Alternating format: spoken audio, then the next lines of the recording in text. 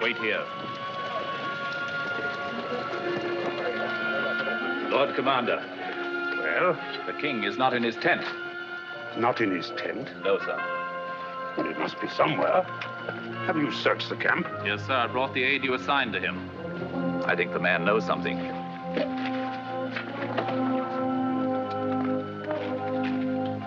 That is the man, sir. You were assigned to attend the king? Yes, sir. Where did he go? Sir, I cannot tell you. As your commander, I order you to tell me. The king pledged me to silence. Where is he? He went with a scouting party. Scouting party? What scouting party? Every night, so we send out small patrols to test the walls of the city. And tonight? Tonight, the waterway under the north wall. A patrol of 20 men under Captain Uriah. You let him go? I could not stop him, sir. We had finished the dispatches. The king stood in the mouth of the tent as the patrol went by. He looked after them, and suddenly he took up a sword and followed them. Take 100 of your best men and go after them. Sir. To arms, men! King. Iron 100! To arms! King of all Israel, out there in the darkness exposing himself to the enemy. Crawling on his belly like a common soldier.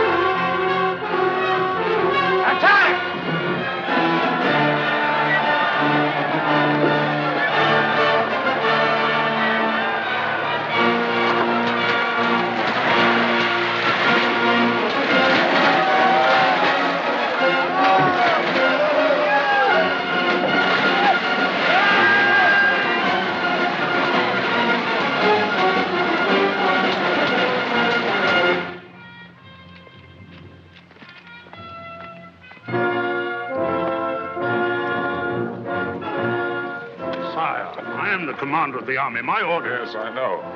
We'll speak of it later. Come in, Your Honor.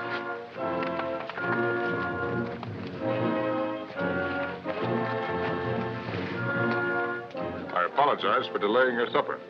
Sit down, Uriah. Pour us some wine. Sit down.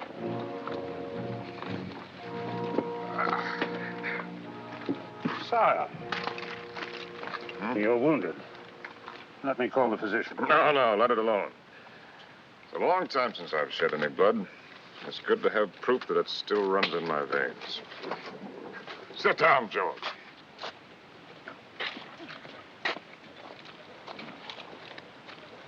We must decide on our strategy, for Rabbah is well defended. Unfortunately, there are no Joshuas among us to command the walls to fall down. What would you do, Uriah? I can speak for the men, sir. Every man in the army would be glad to die for David. 1,000 dead, perhaps 2. 1,000 vineyards and flocks left untended. 1,000 women wailing on my doorstep. You have a wife, Uriah? Yes, sir. She will come to my door in tears. If I am unlucky. No, it is a certainty. In wartime, the best are always the first to die. Then her tears will be tears of pride. You are too young to know much of women and too brave, whereas I am a coward. A coward, sir? My men go into battle singing an old song. Saul has slain his thousands, and David his 10,000s. That was years ago, when I was captain of 100 like yourself. I was not the king. You will serve me better if you live, Uriah. Come, George. Remain seated. Continue with your meal.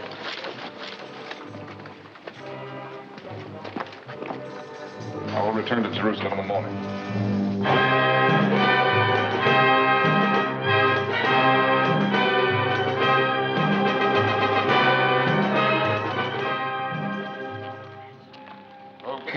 Judah and Israel live forever. The Pharaoh of Egypt sends greetings to his beloved cousin. The Pharaoh bids me prostrate myself before the great king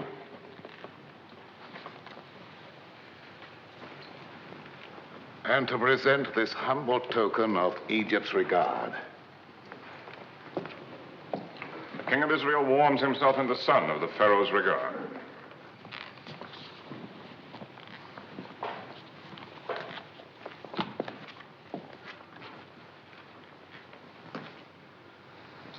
My beloved cousin, the Pharaoh, probably hopes that I'll cut my throat with this. Nathan, the prophet of God.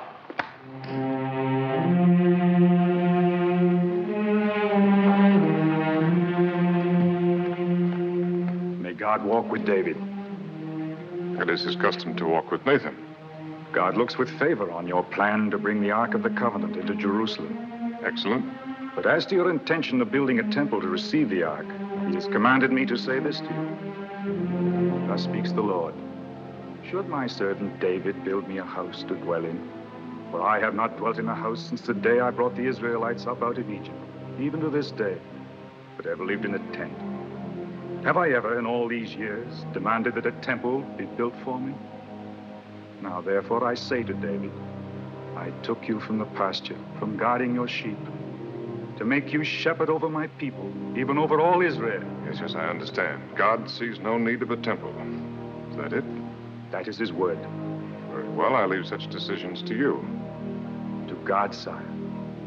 Whatever you like. You may take full charge of the arrangements to bring the Ark here from Baal, Judah. My father, will you hear my petition? Amnon, my son, you need not beg for an audience.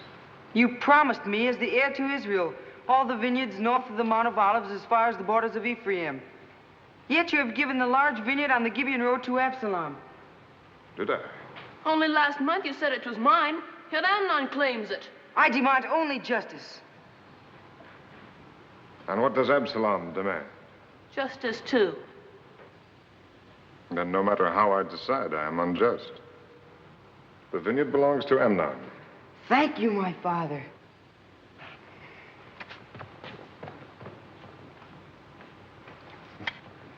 Come with me.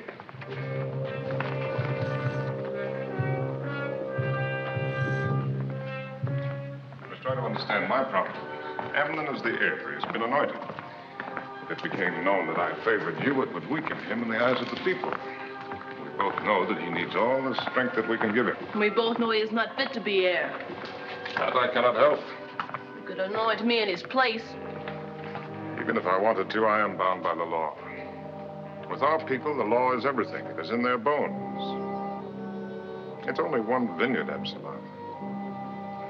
I'll give you your choice of my own holdings. I want only what is mine.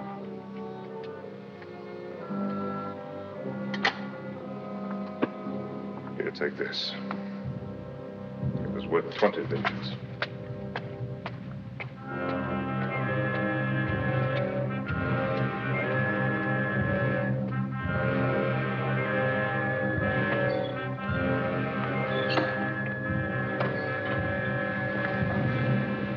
Michael,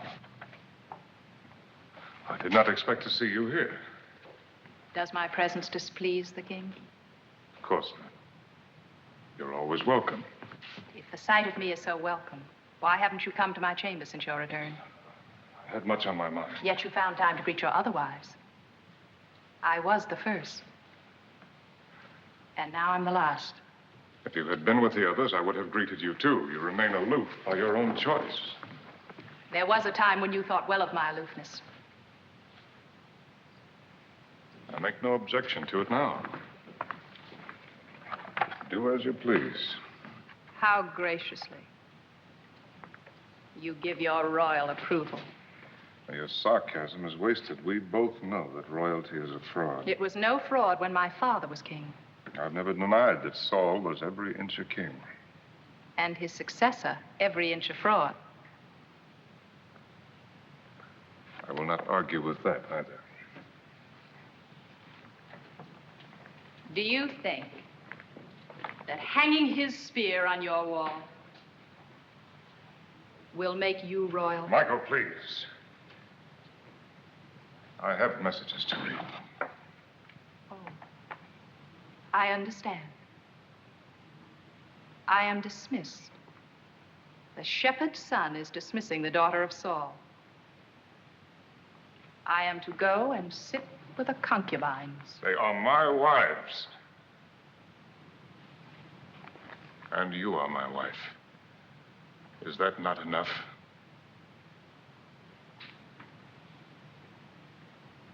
Why did you marry me, David?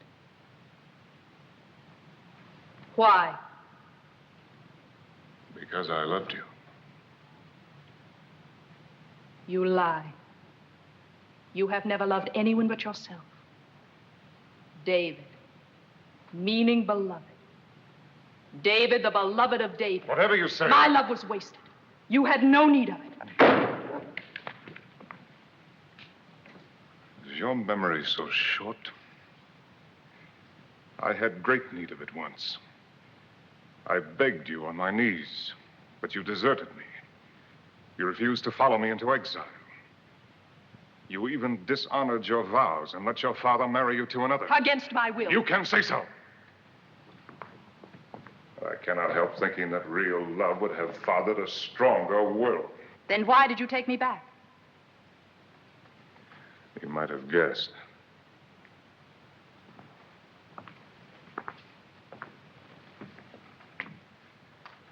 Without Saul's daughter at my side, the northern tribes would not have acknowledged me as king. By taking you back, I made Israel one.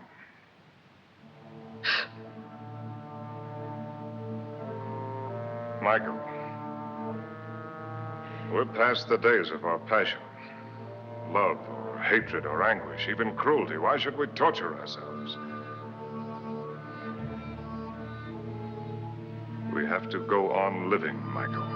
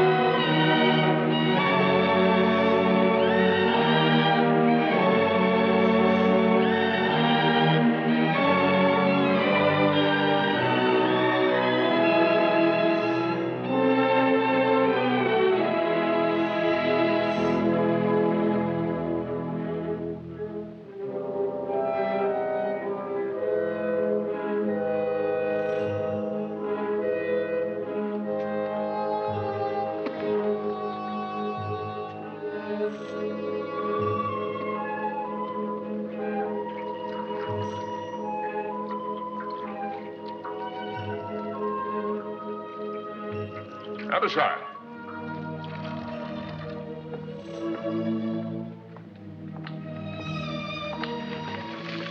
There's a house. Over there.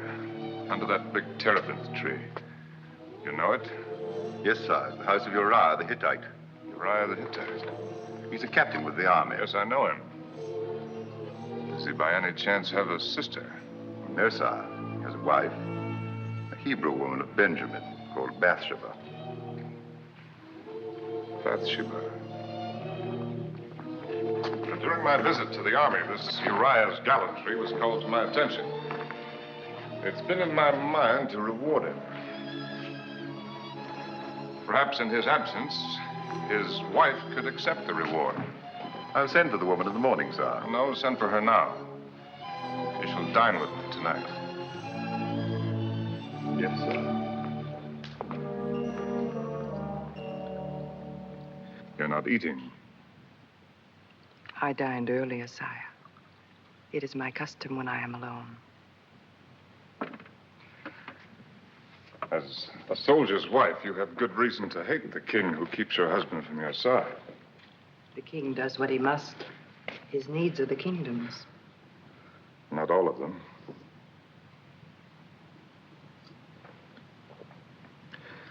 His wine is Phoenician. I find it mellower than ours. It has the blandness of the sea air.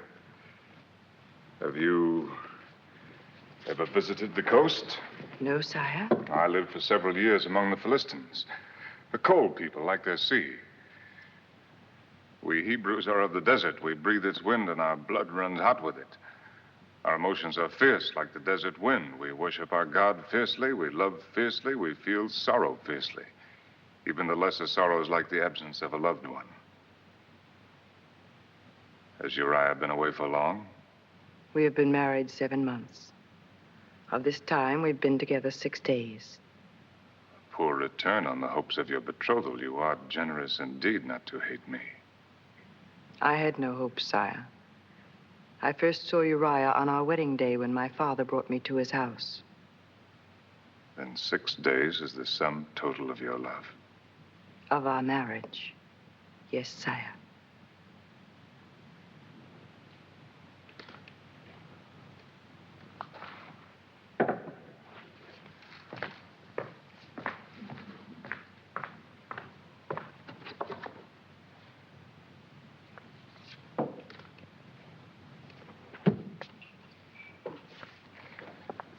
One of the vanities of kings is that they think virtue can be rewarded with a bauble. Our God must laugh at the spectacle of unvirtuous kings, hanging bits of rock and metal on virtuous men.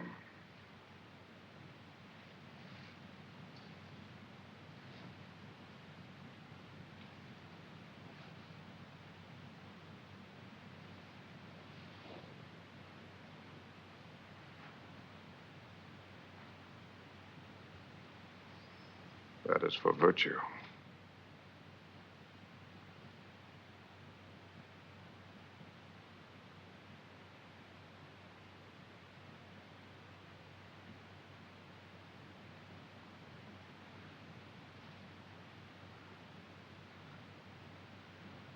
Now you understand why I sent for you. My understanding is not necessary, sire. Why not? You are the king. Is that all? Well, leave the king out of it.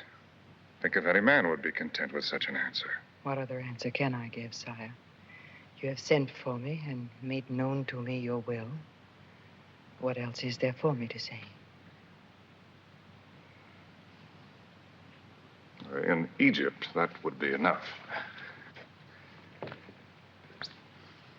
There, the pharaoh has certain rights he can command, but even if I had the right, I've never used my power to take anything by force. All that I have ever had has been given to me. Freely, without restraint. Even Israel, I refused the throne until every elder of every tribe had come to me and begged me to take it. It's been a kind of pride.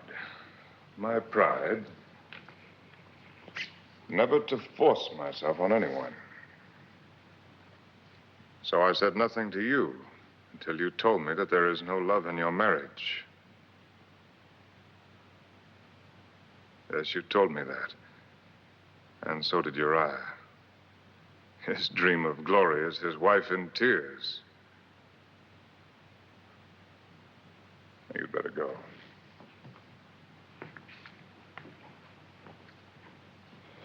Oh, no, keep that.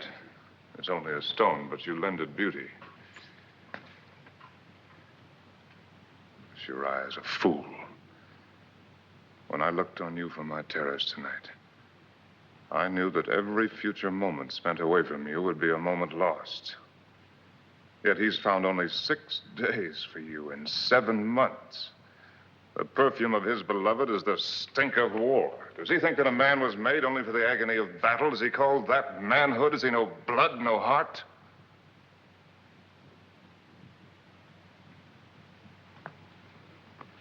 Now go. Be thankful that I am not Pharaoh. At least I can console myself with the thought that your modesty matches your beauty. Perhaps you would prefer truth to modesty, sire. Before you went away, I used to watch you every evening as you walked on your terrace. Always at the same hour. Always alone. Today I heard you had returned. Then you knew that That you would be on your terrace tonight. Yes. I had heard that never had the king found a woman to please him. I dared to hope that I might be that woman. Why are you telling me this now? Why not before? Because first, I had to know what was in your heart. If the law of Moses is to be broken, David, let us break it in full understanding of what we want from each other.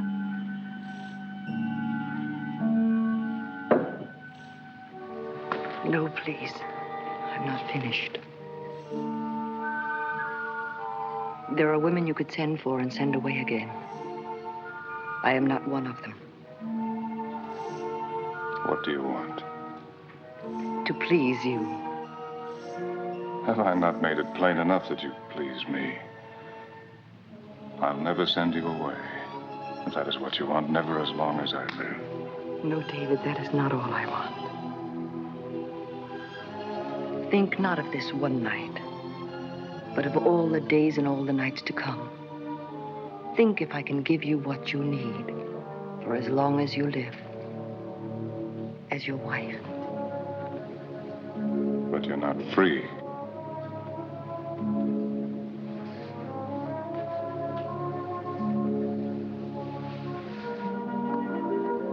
If I were free.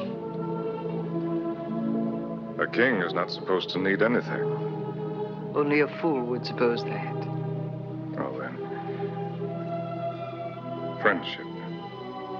I had a friend once, but I destroyed him. The others who call themselves friends, I never see their eyes, only the tops of their heads as they bow to me. Their hands are extended to me, but palms upwards for favors. Even my own sons. Will I see your eyes, Bathsheba? You will see them. And my hand will be in yours.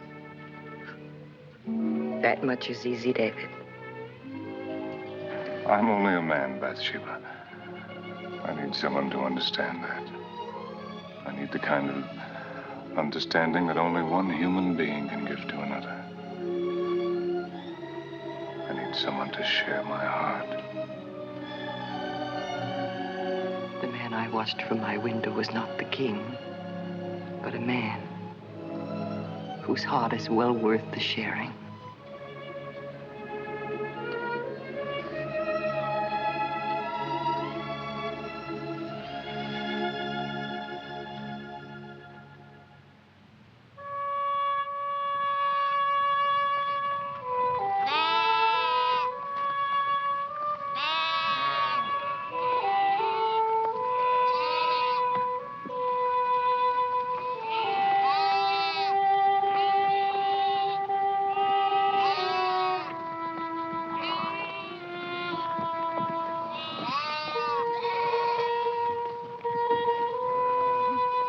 Oh, David!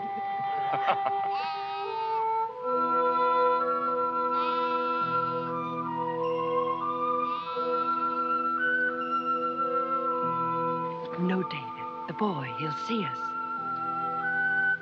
No matter. Shepherd boys learn early about life.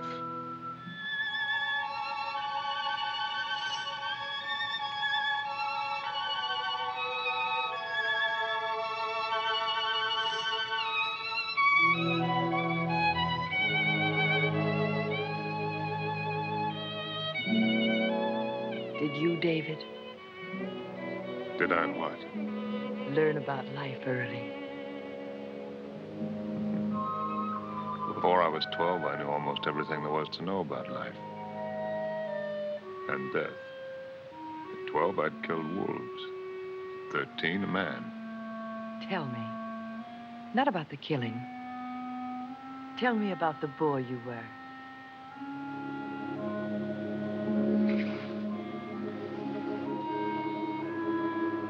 Couldn't be of any interest to you. A woman is interested in everything about her man. Particularly in what he was before she knew him. Well, there's not much to tell. I was a shepherd like thousands of others in Judah.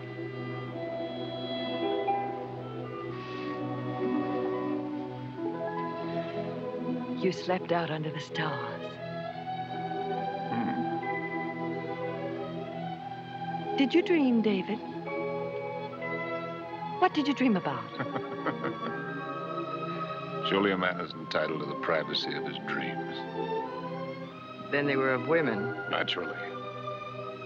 A whole procession of them. And every one of them ravishingly beautiful. I'm jealous of every one of them.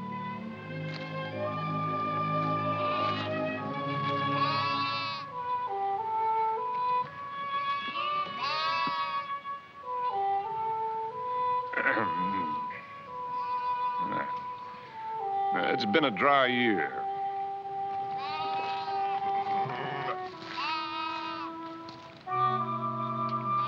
The shepherds had driven early to the wells. Once when I was a boy, we had a year when even the wells went dry.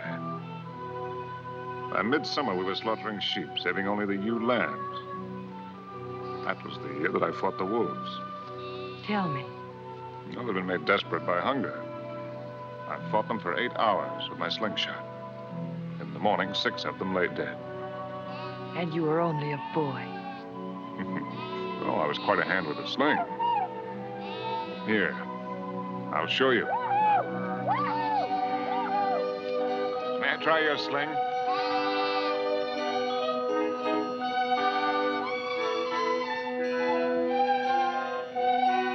Now, that tree. Watch.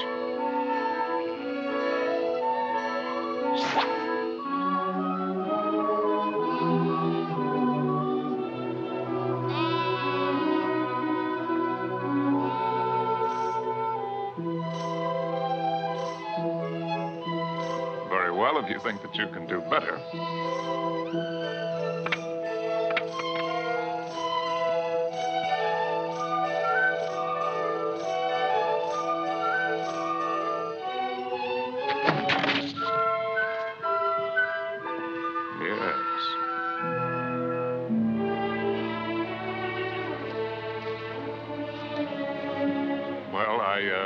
I lack practice.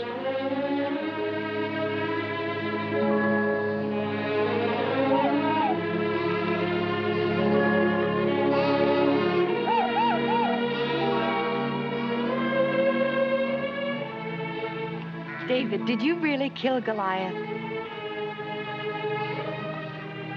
After seeing me with that sling, how could you doubt me? Was he truly as big as they say? Well, I will admit that he grows a little bit bigger every year.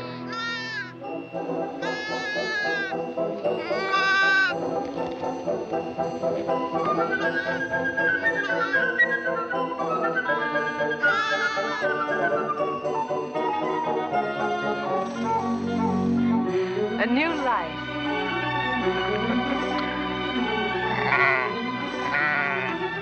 Oh, there's his mother.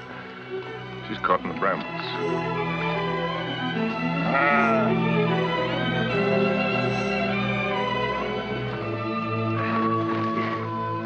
I'll give you some help.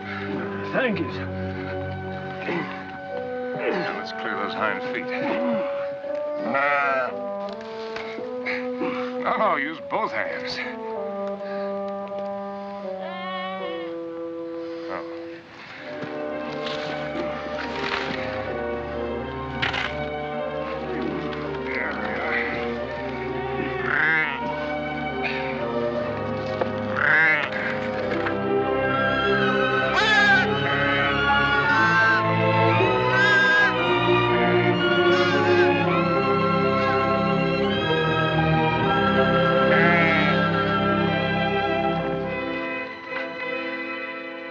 An old soldier, sir. Fought for the king. David? Not him, sir. For the king. King Saul. It was in his last battle. There, at the Mount of Gilboa. It's peaceful now. Good grazing for the flocks, though we lack rain this year. But that day it rained blood. Yes. I saw the king die. Saw him fall on his sword when he knew the battle was lost. Tell me, did you also see the king's son die? Jonathan. Yes, sir, I did. You see that rock that juts out from the face of the mountain? The big one, with a sun on it.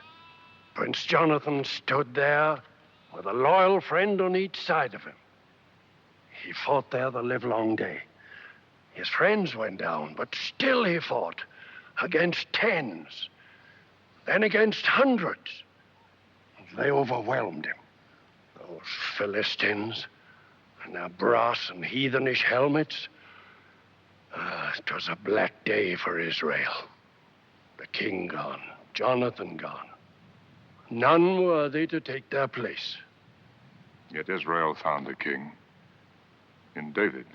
Saul was king. Jonathan should be king today.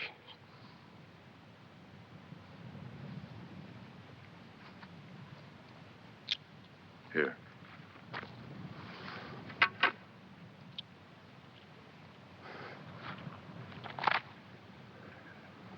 Thank you, sir. Thank you kindly.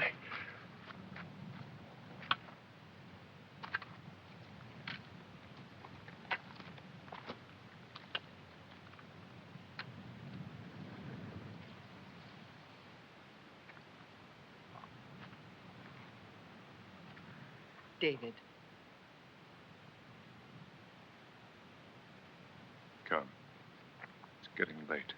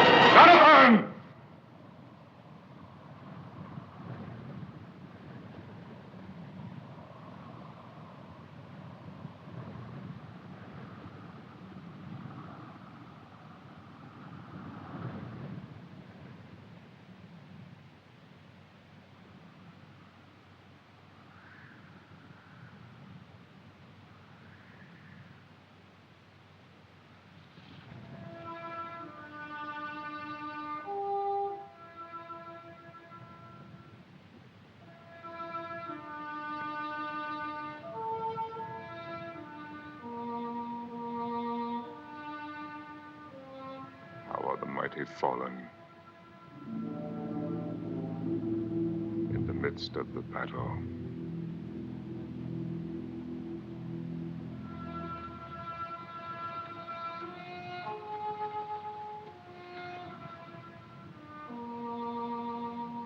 Oh, Jonathan, thou wast slain in thine high places.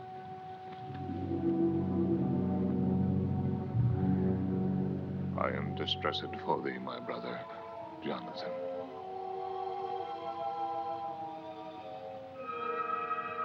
Very pleasant hast thou been unto me. Thy love to me was wonderful, passing the love of women. How are the mighty fallen, and the weapons of war perished.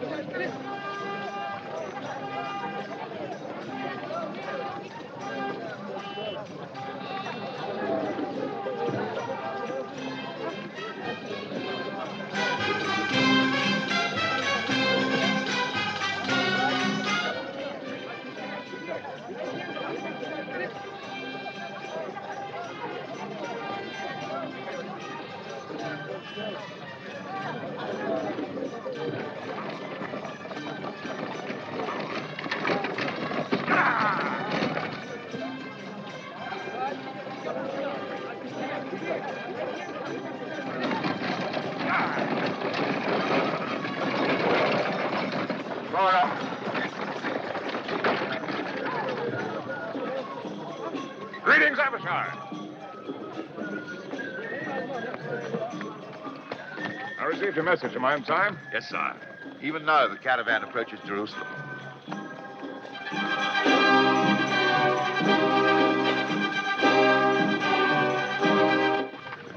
Look, Bathsheba. The Ark of the Covenant. The shrine that has traveled with our people through all their wanderings. I'm bringing it here to its proper home. Get in, Abishai. I'll go down to meet Nathan. You'll take Bathsheba to her house. I beg you!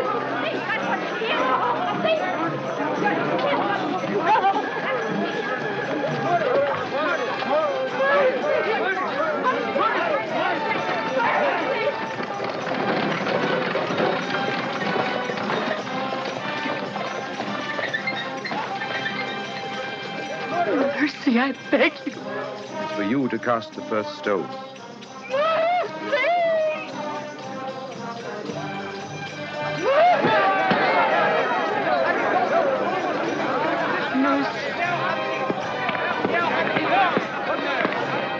An adulteress, sire. She betrayed her husband in the arms of another. She was judged and condemned under the law. Go. Take her home.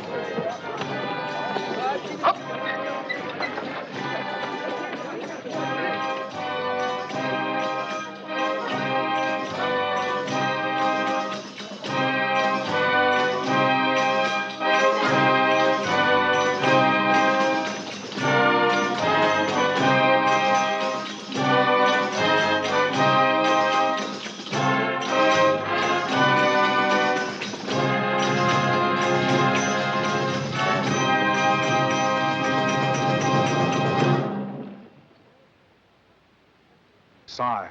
Nathan?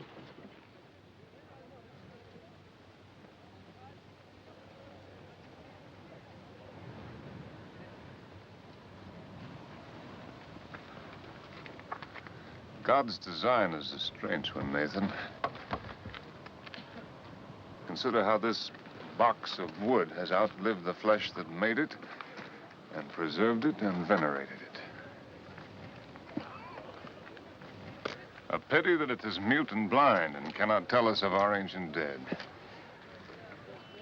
Of Moses on the mountaintop, of Miriam and Aaron, of Joshua at the walls of Jericho. No, sir! Do not tempt the thunderbolts of the Lord. His dwelling is not to be profaned by unconsecrated hands. To touch it is to die.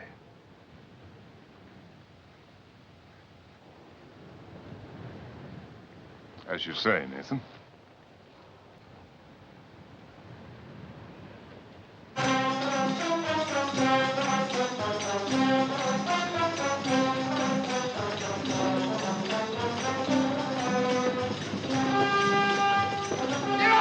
The Ark of the Covenant has fallen!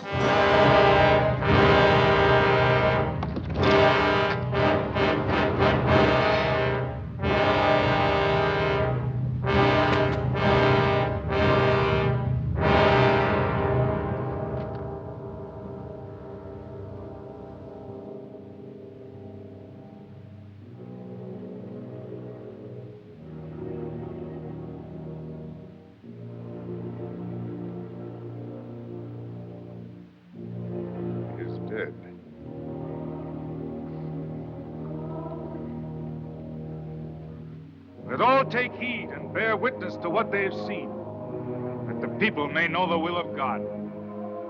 The time is not right for the entrance into the city. Unhitch the oxen. Let a tabernacle be erected on this spot. Let the ark remain here outside the walls until God has signified the appeasement of his wrath.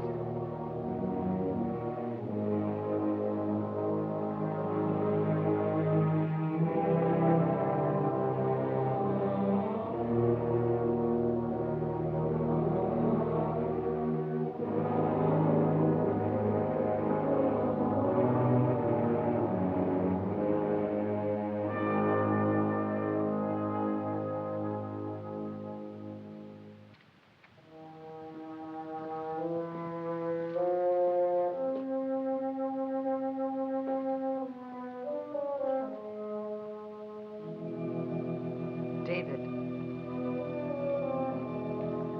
Bathsheba. You shouldn't have come here. I had no choice. My news would not wait. David, I bring you trouble. Our secret is no longer a secret. Who has learned it? No one yet. But soon all will know who have eyes to see. I'm sure now of what I have feared this past week. I am with child. Beloved.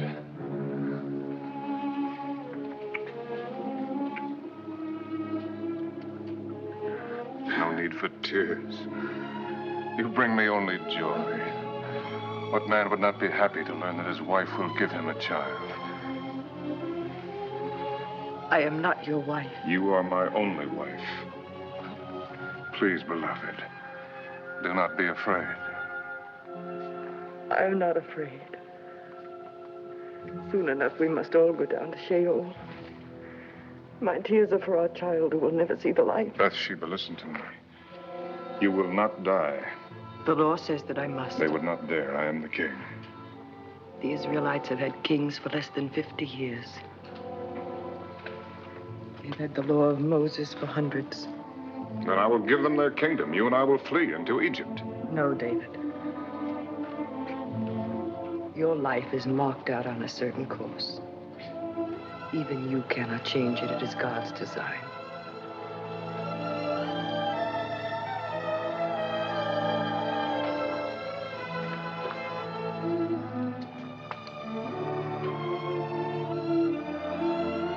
There's another answer.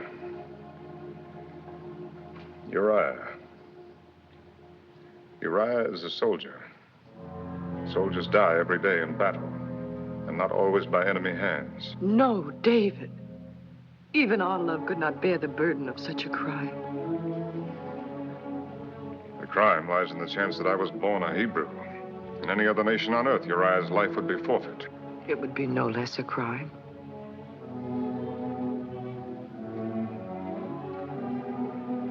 If I sent for him, told him everything. We both know what he would say. Yes, honor is everything, charity nothing. For the sake of honor, blood must flow, lives must be ruined, humanity denied. I can see Uriah now, hurrying to the gate, eager to be the first to cast a stone. Sire. What is it, Abishai? The orders for Joab, sire.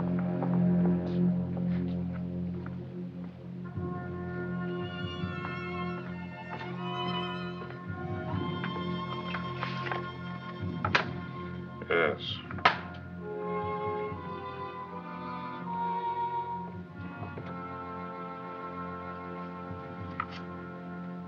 Do not send it now.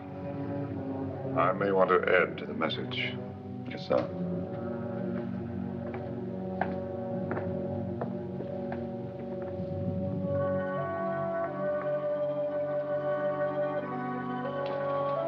There's another way. Perhaps it will solve nothing. But at least it will gain us time. If Uriah can be made to believe that the child is his, But he has been away almost a year. I will send for him to report on the campaign. He'll be here in Jerusalem one night, perhaps two. You called me your wife. The law calls you his. That is not worthy of you, David. It tears my heart to suggest such a thing. But it is your life, beloved. Your life. It is shameful what you ask. There is no shame too great. No act so vile that I would not commit it. It would save my love.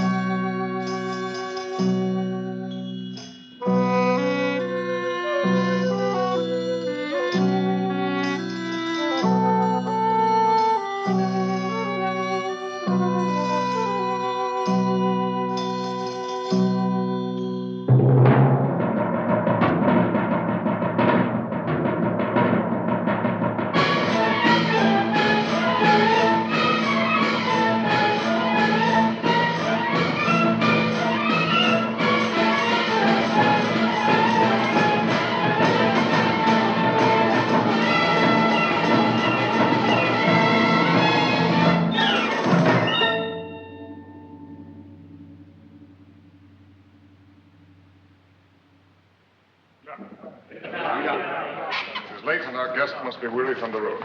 Come here. Absalom, my son, it is many days since we've seen you at the palace. I've been in Judah, sire, tending to my vines. And do you expect a good yield from your vines? I have no reason to be dissatisfied, sire. In such a bad year. You're to be congratulated. I should like a word with you in private, Uriah. I'm at my king's service. I will will not keep you long. You must be eager to go home. To your wife. You say the attack is planned for the day after tomorrow. Yes, sir. Job is confident that it will meet with success. He promises you rubber within a week, sir. With your permission, sir, I plan to return to camp early tomorrow so that I may lead my 100 into the battle. As you wish. Abishai will have dispatches for you to carry. But if you desire to remain in Jerusalem longer... My only desire is to serve my king. I might believe that. But you have a wife. My wife is nothing, sir, beside my duty. Sit down, Uriah. They say she's very beautiful. As women go.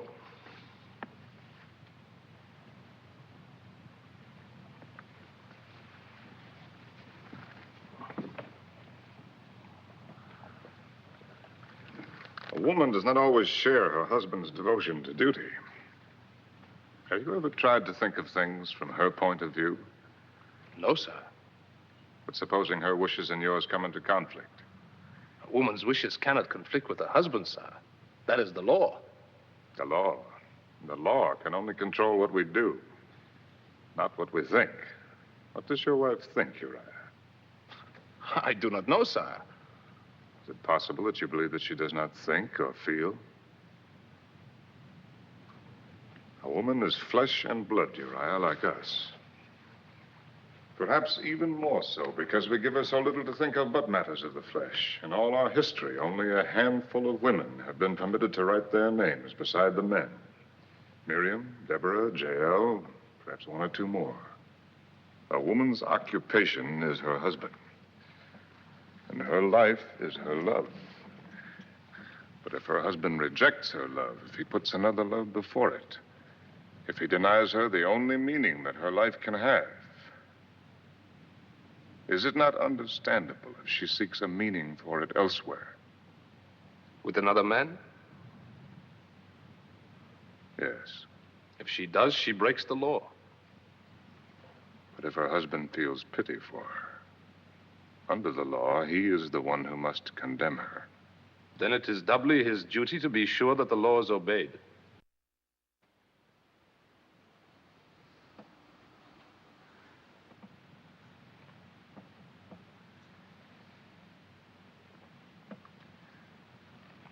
Would you condemn your own wife, Uriah? Bathsheba? But that is not possible. But if it were possible? I would not hesitate to do my duty, sir. You would force her to suffer the most horrible of deaths. Let the mob drive her like a dog through the streets to the city gates. Watch the cruel stones strike her flesh. Yes, sir. If she had broken the law.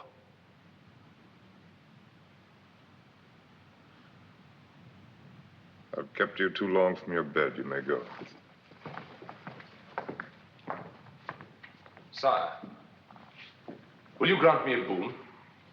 What is your wish?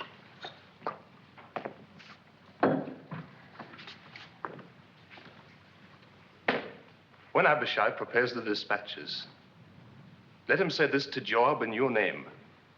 Set Uriah in the forefront of the hottest battle, that he may serve as king to the utmost of his ability. I will consider it, Uriah. My thanks, sir.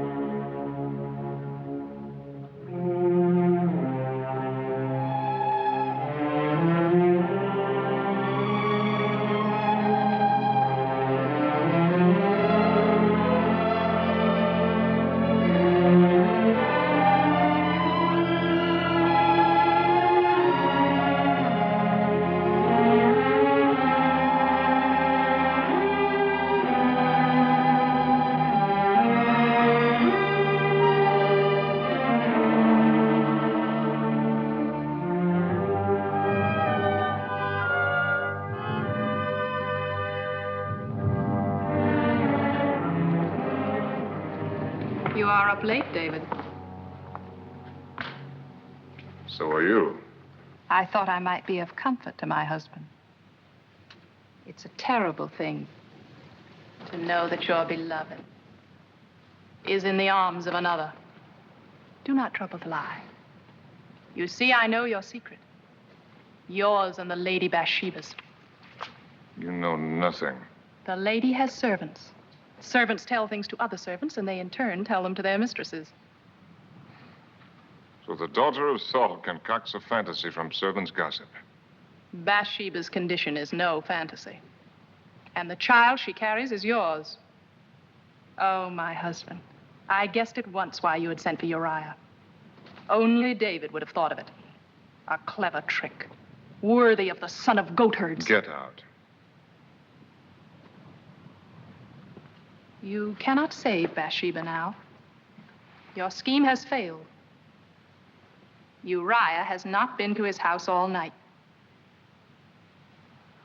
Even now, he sleeps here in the palace with the officers of your God.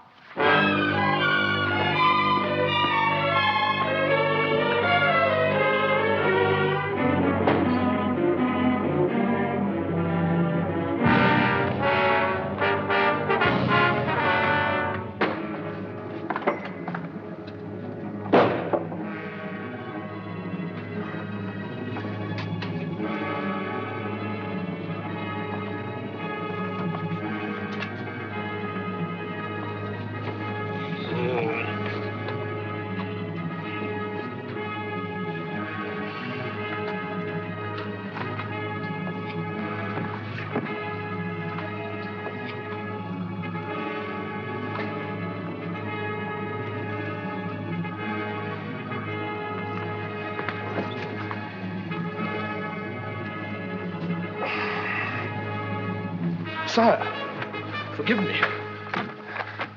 I have slept late. I told you to go home. I ask your pardon, sire.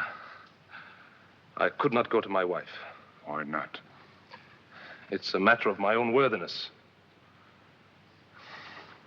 Perhaps you will consider this foolish, but when Joab told me I was to come to Jerusalem, I swore an oath on my sword. I swore that while the army still slept in tents, while Rabbah still stood in defiance of God's will, I would deny myself the comforts and the pleasures of my own house. I would keep myself clean for battle as if for entering the tabernacle of the ark. I'm sorry if I have offended my king.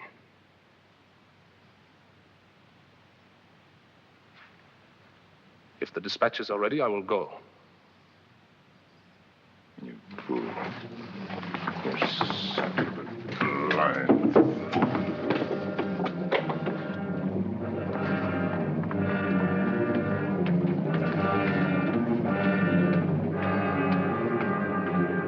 Sire. Dispatches for Joab, sire. Dispatches. Shall I give them to Uriah?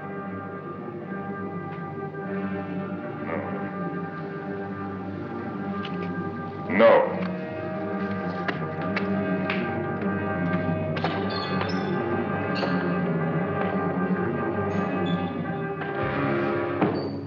There is an additional order.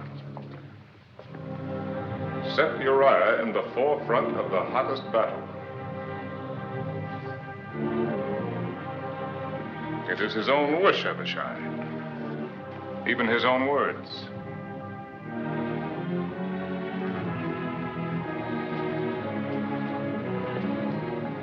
Is that all?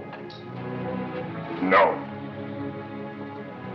I will not add hypocrisy to my other sins.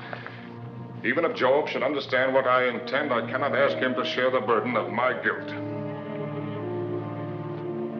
Here is the order. Set Uriah in the forefront of the hottest battle and retire from him that he may be smitten and die. Yes. When it is finished, seal it and give it to Uriah. Yes, sir.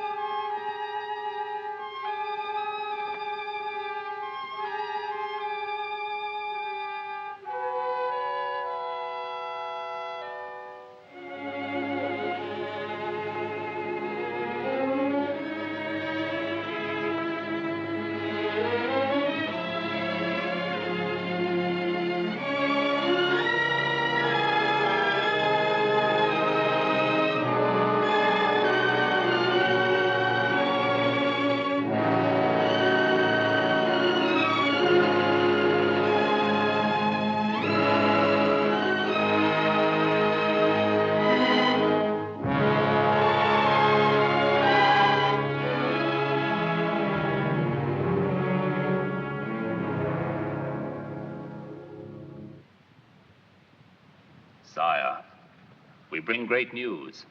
The walls of Rabbah have been breached. When we left, there was fighting in the streets of the city. Joab bids me urge you to come to Rabbah with all speed to receive the surrender of your enemies.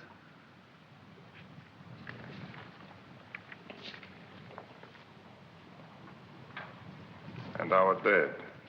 Our losses have been heavy, sire. Of the captains of 1,000, Abimelech, the son of Jerubbaal, and Heled, the son of Ikesh. Of the captains of 100, Hezro the Carmelite, Egal, the son of Zelik, Ittai, the son of Ribai, Abiel, the Arbathite, Eliam, the son of Reuben, Shammah, the Harodite, Uriah, the Hittite, Bani, the Gadite, Asmaveth, the son of Eli, and many more are wounded. How did Uriah the Hittite die? There was a mistake in the order, sire. Uriah advanced too far into the breach and was cut off from his command. When you have eaten and rested, prepare to return to Rabbah. I will ride with you. Sire.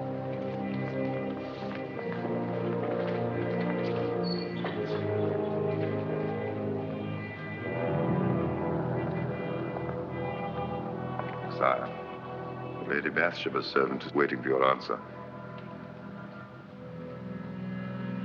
Go to Bathsheba.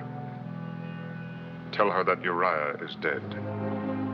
Tell her to prepare for our marriage at the end of her month of mourning.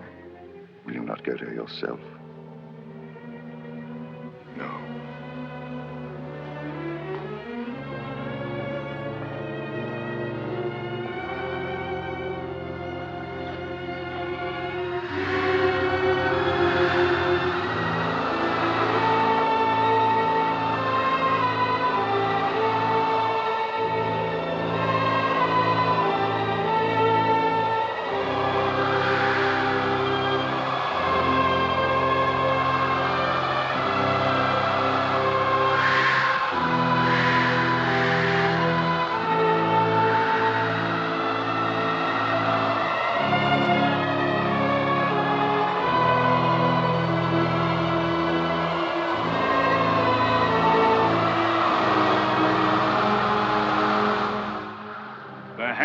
God is heavy on his people.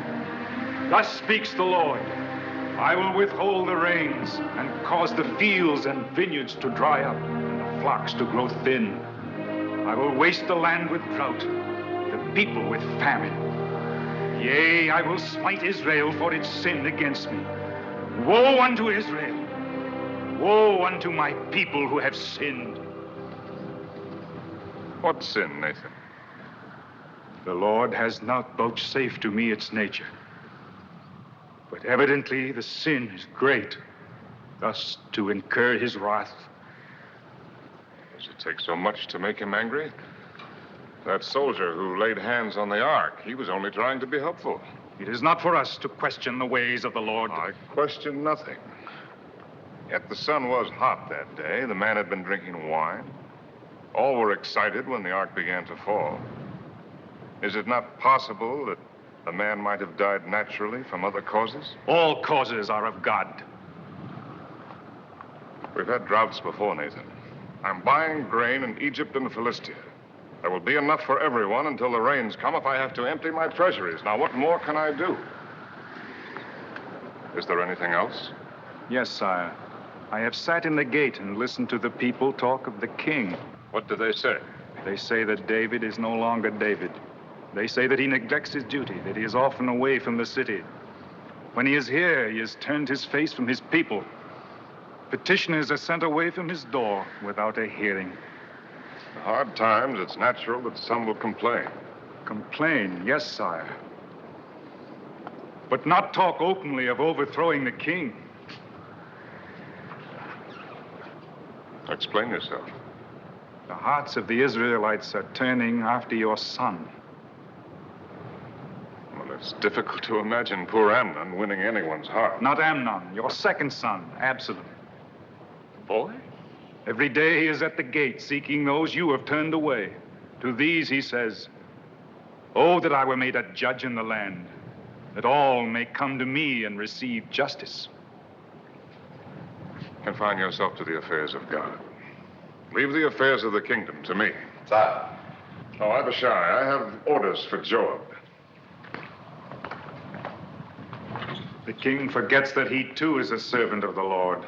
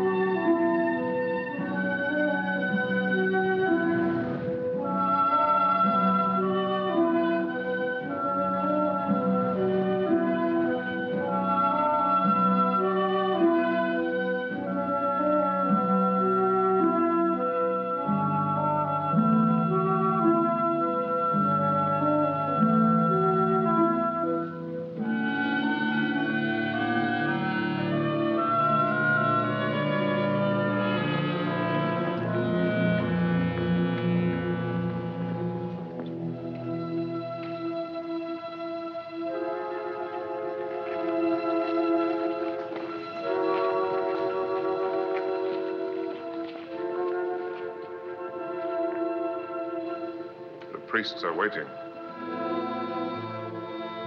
I have been waiting these days and weeks, waiting for a word from the one who called himself my lover, for a sign that all of his promises were not lies. Beloved, Do not call me that. Even the word is a lie. If you still loved me, you would not have avoided me. You would not have left me in darkness, alone with my fears. You know that I was called to Reba. It is a week since your return. They are waiting. Let them wait. There will be no wedding. I will not try to justify my behavior. But even if I have earned your hatred, you know why the wedding must take place. I could more easily find courage to face the stones of the mob. If our marriage is no more than an act of charity on your part, then say so. If I have lost your love, tell me, and I will trouble you no longer. I am not a beggar, David. Beloved, it is I who am the beggar. I beg your patience. If you love me, say no more. Take my love on faith. It is yours, and will always be yours.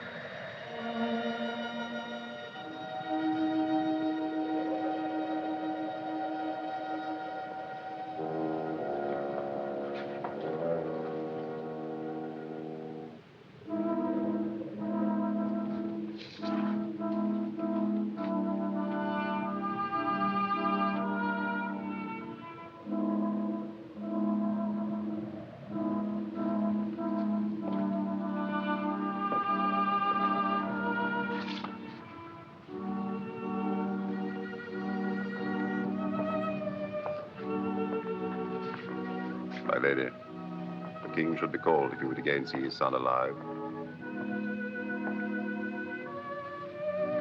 Call him.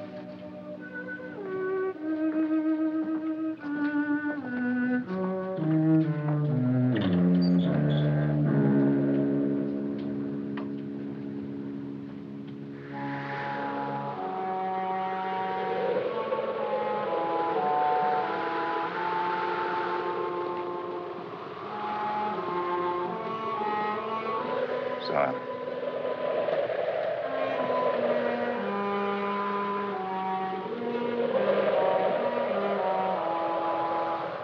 Lady Bathsheba asks your presence. The child is better.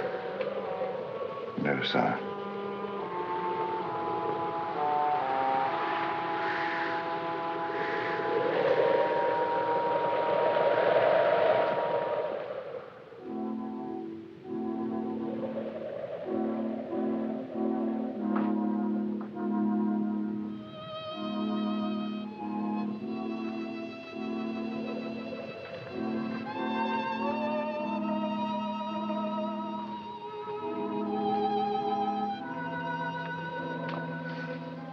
The physicians can do no more.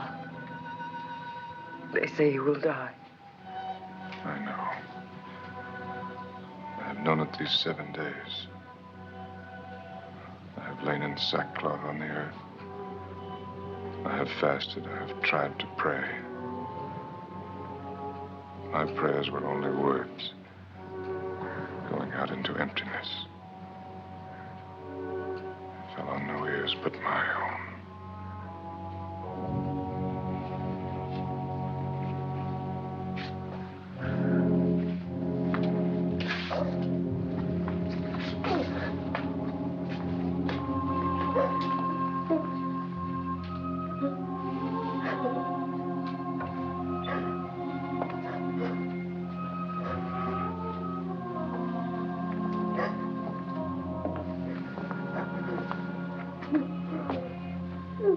Sire, you tell me to inform you. The ambassador from Egypt has arrived. Shall I send him away?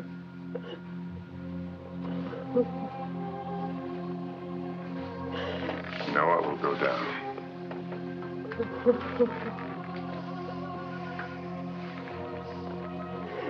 The time for grieving is past. Will it bring my son back if I mourn for him? No, I shall go to him. But he will not return to me.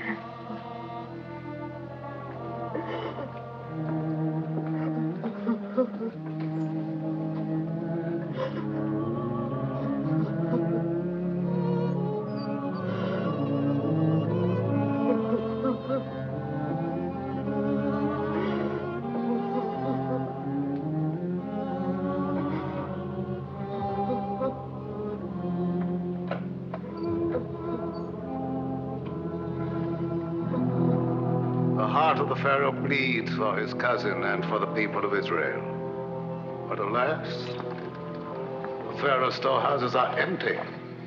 There is barely enough grain to feed Egypt. The heart of the Pharaoh cannot bleed, for it is bloodless. The storehouses of Egypt are full. My sacred Osiris, I swear to you I speak truth. Dog of Egypt, you lie. And your master lies. Only what I expected. Charity is not to be found among the virtues of those who make gods of vultures and hyenas. Now go. Nathan, the prophet of God.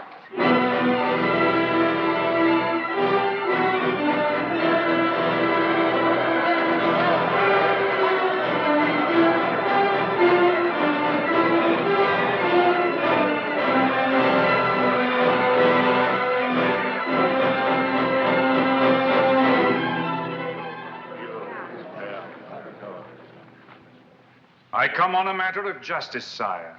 Hear and render judgment.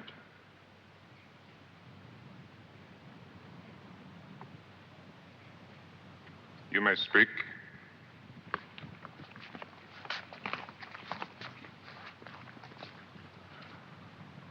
There were two men, one rich and one poor. The rich man owned great flocks and herds. But the poor man had naught but one ewe lamb. He reared it, and it grew up with him and his children. It ate of his food and drank of his cup, and it was like a daughter to him. Now there came a wayfarer to the rich man, asking meat. But the rich man did not take of his own flocks, feed his guest. Instead, he took the poor man's one ewe lamb and slew it and prepared it for the wayfarer. What is your verdict upon this man? He shall restore the lamb sevenfold. The lamb is dead. It cannot be restored. Then the man deserves to die because he had no pity. You are the man.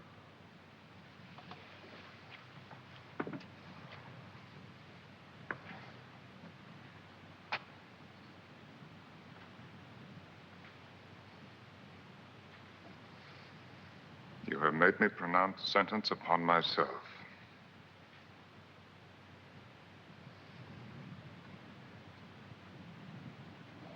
Very well. It is done. And there is no appeal.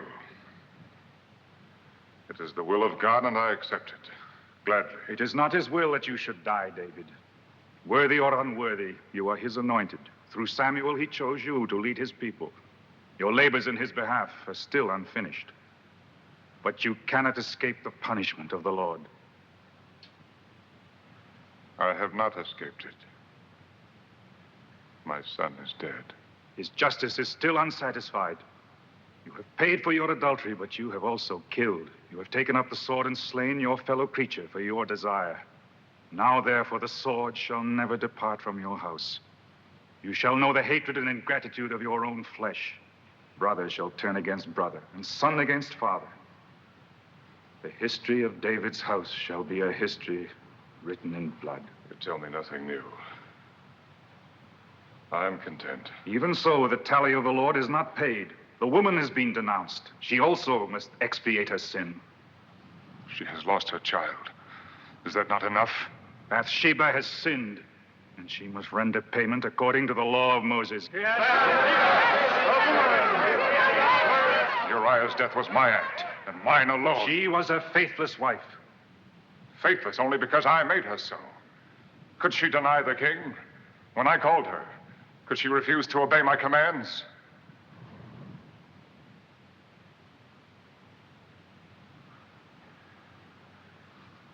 No, she would never lie for herself.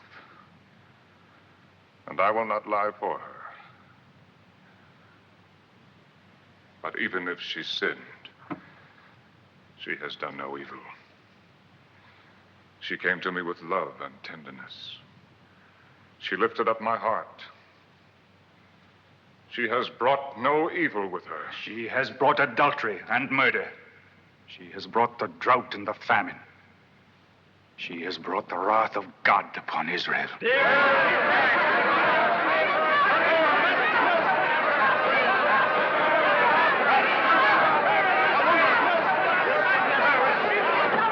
know the law, and so does David. Yes, I know the law. Where are the accusers? Under the law, they must cast the first stone. Where are those who will say that I knew Bathsheba before our marriage?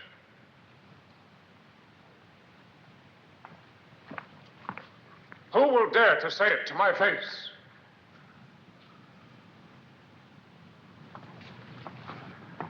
So there are no accusers. You have none.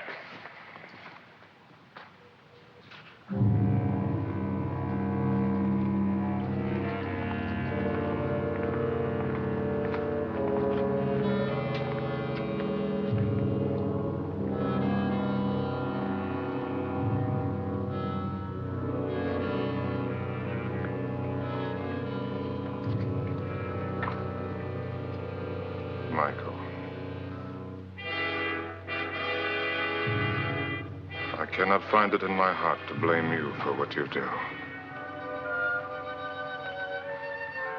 But you, Absalom, my son, have I given you cause to hate me so? Go, David, and Bring Bathsheba here to face her judges. You have made her a queen in Israel. It is not fitting that she should be dragged to judgment by the people.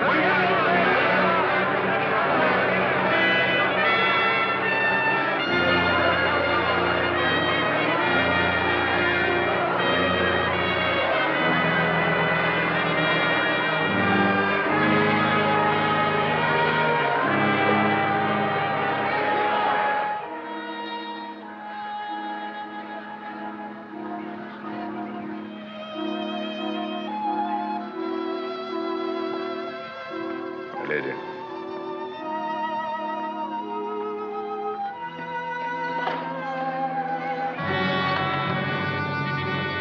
Abishai, go to the stable and get horses. Bring them to the gate in the garden wall. Yes, sir. No, not that way. They'll be watching. Go by way of the terrace. Get me out of the city before they know that we've gone. Sire! The palace is surrounded. Call the guard. Surely my own bodyguard can be trusted. Go, go!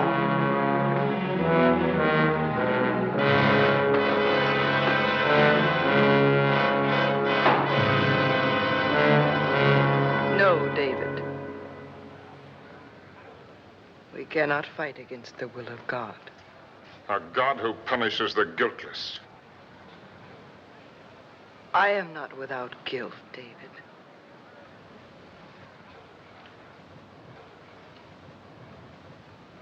Now I know how Uriah died.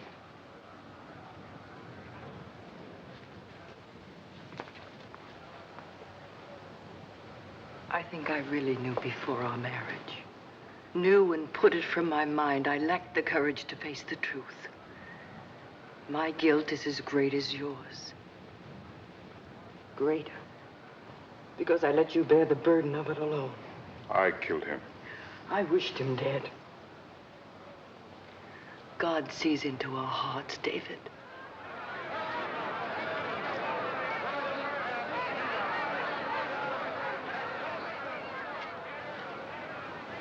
I am ready. God, I cannot let them take you. I cannot let you die.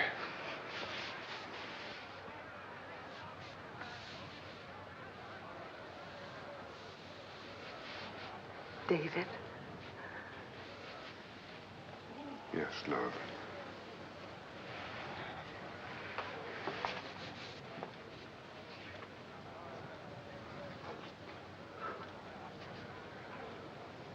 In all our time together, you have never played for me. Something from your boyhood. When you were a shepherd.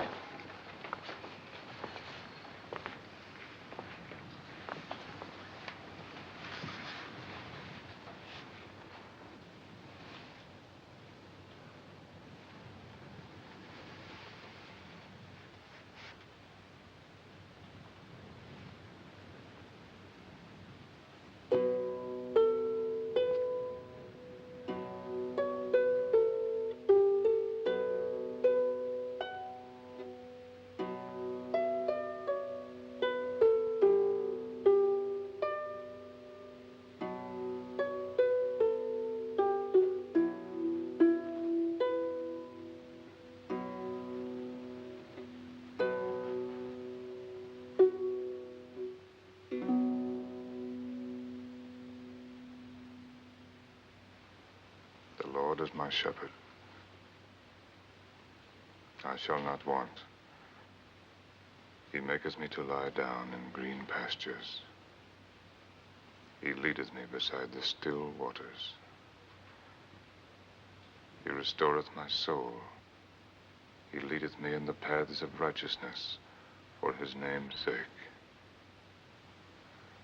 Yea. Though I walk through the valley of the shadow of death, I will fear no evil, for thou art with me. Thy rod and thy staff, they comfort me.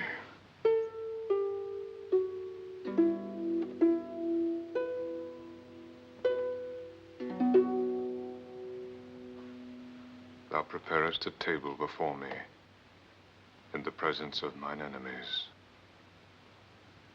thou anointest my head with oil. My cup runneth over. Surely goodness and mercy shall follow me all the days of my life. And I will dwell in the house of the Lord forever.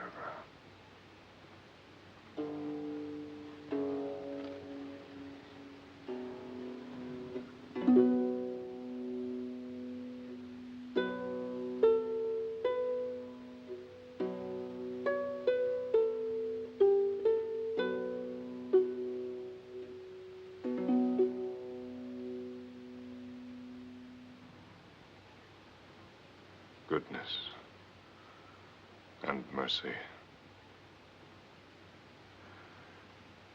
When I wrote those words, I believed in such a God. I was only an ignorant shepherd boy. There was no one to teach me about God. So I taught myself. I saw him in the hills, in the trees, in the miracle of the birth of lambs. I felt his mercy when the wolves had fled and my flock was safe, when spring broke the grip of snow and ice, when the cool wind blew after the heat of the day. I saw his splendor, and the flowers blazing on the hillsides, the stars burning in the sky, and knew his hand in everything.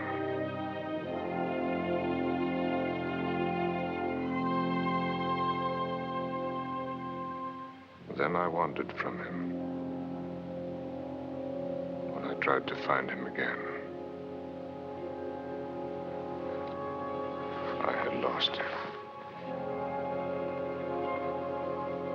Somewhere in Saul's court.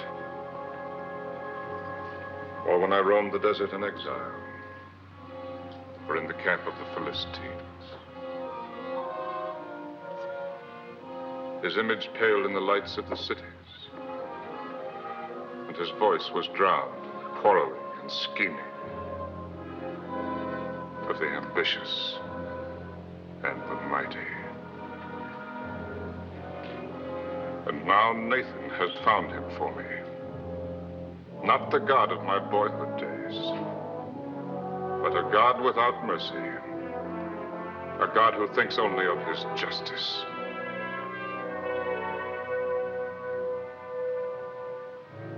So you must die,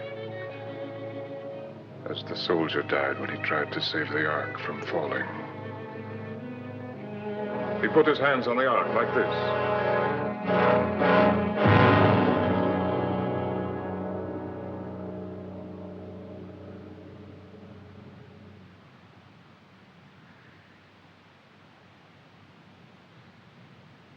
You shall not die.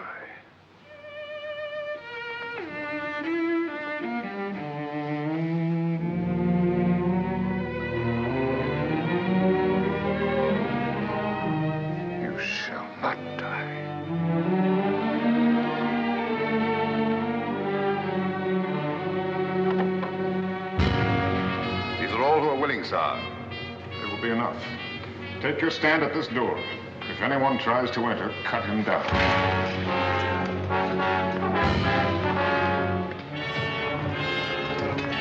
You two to the right of the door. Two to the left. Two at the wall. You two at the stairs. You two at the gate here.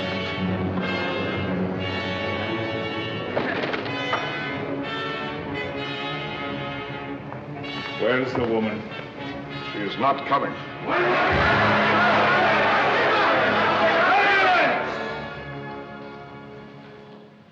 He is the king.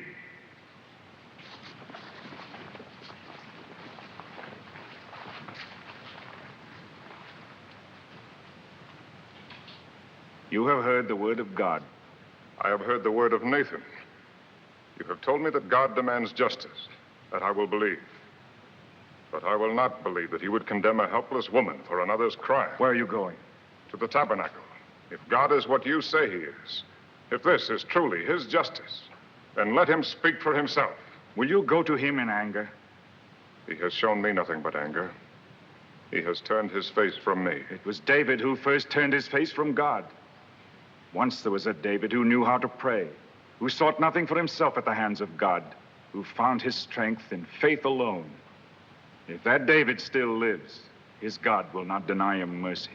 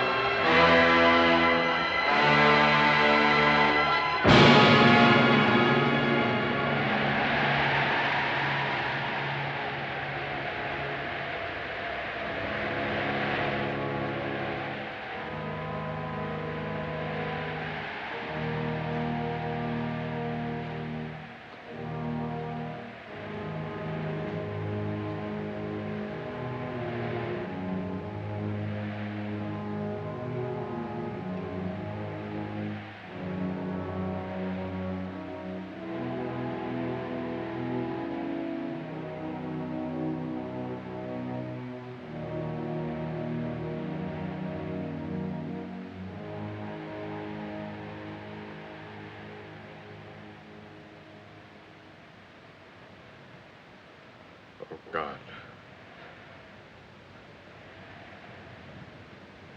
thou God of my early youth, hear my prayer. Let thine eyes, which alone see clearly,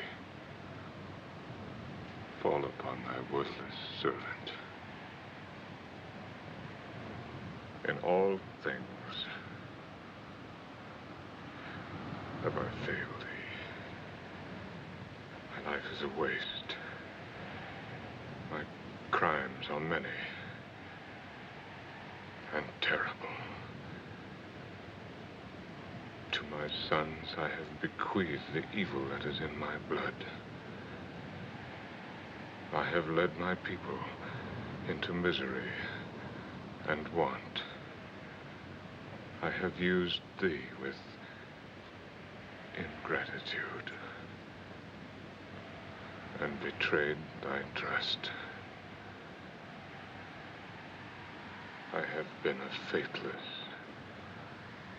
shepherd. I am dust in the sight of thine eyes. I am less than the meanest creature crawling in the earth. And yet, O God, I am also thy creation. Take not thy Holy Spirit from me. Thy Spirit, which abode with me in the wilderness. I ask nothing for myself, O God. By my sins, I have put myself beyond the compass of thy forgiveness. But lift thine hand from thy people who suffer for my crimes. Forgive them the sin that is not theirs, but mine. Let the land thou gavest their fathers flow once more with thine abundance.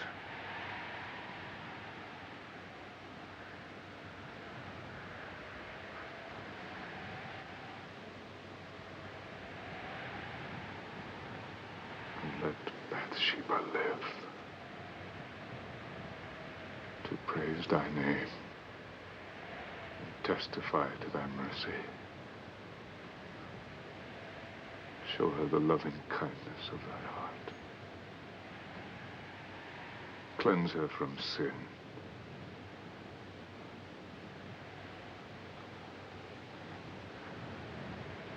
And let thy punishment fall on thy servant who has earned it. Look not on the sinner who comes before thee, but on the boy he was, who loved thee, and who would have died for thee. Make my heart as his. Let the boy live again in his innocence. Grant him thy mercy, and take this David's life.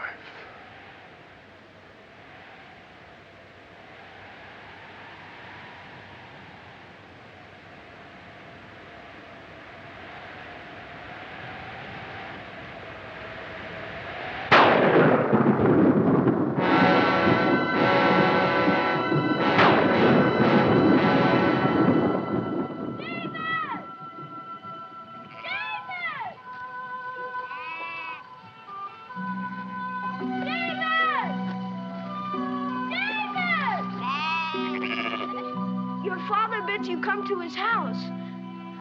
I am to stay with the sheep. The prophet is there, the prophet Samuel himself. It is said that he comes to choose a king over Israel.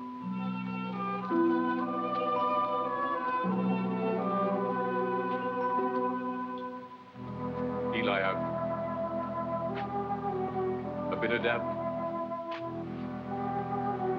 Shammah.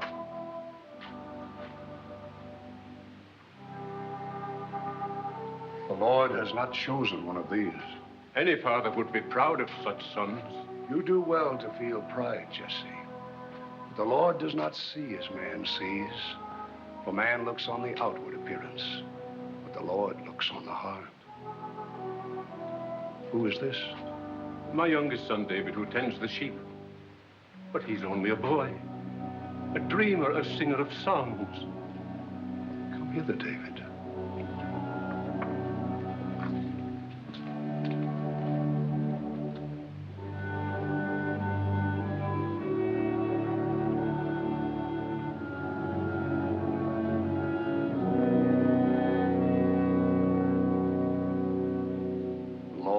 Chosen.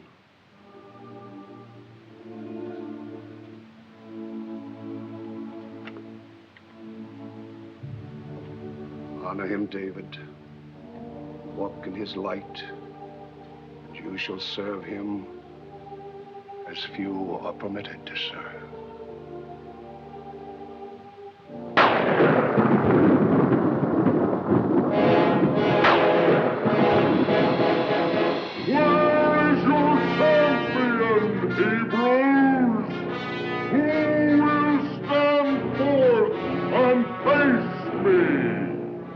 Of Gathar, challenging us to send a champion against him and so decide the battle.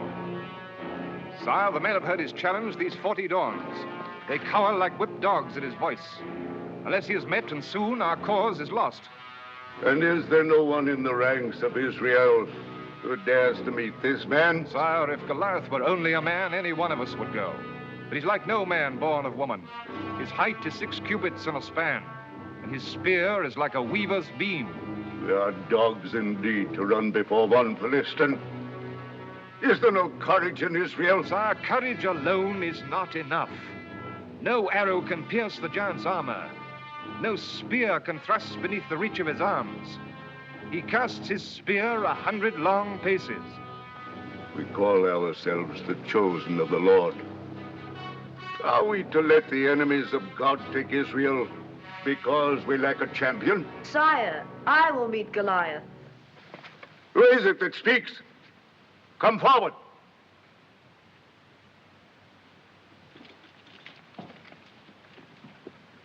David, my armor bearer. I will meet him, sire. Sire, Samuel calls this boy the Lord's anointed. If you let him go down to face the giant, Samuel's prophecy can be proved. Or disproved. David, you may meet Goliath. No, David. Father, he is my friend. Silence, Jonathan. Go, David. With God, David. Is Goliath a dog that you send a boy to meet him? Come closer, little one. Come closer. Come closer, little one. My father, let me go down in David's place. No, Jonathan. Let the Philistine prove the folly of Samuel's prophecy.